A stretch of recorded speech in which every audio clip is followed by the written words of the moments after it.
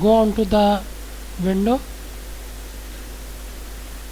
open the control panel, hardware and sound system, open it, then sound, open it,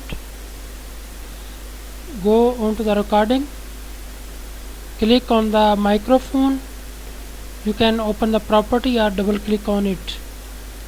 Go on to the listen, check on this box, listen to the device, apply. Now your PC will work as a PA system. If you want to discontinue as a PA system, then again you uncheck this box and apply.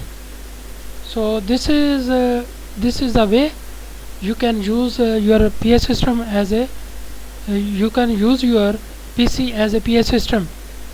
Thanks for watching. Like this video, share this video with others, subscribe my channel and press bell icon for further good videos and notifications. Stay blessed.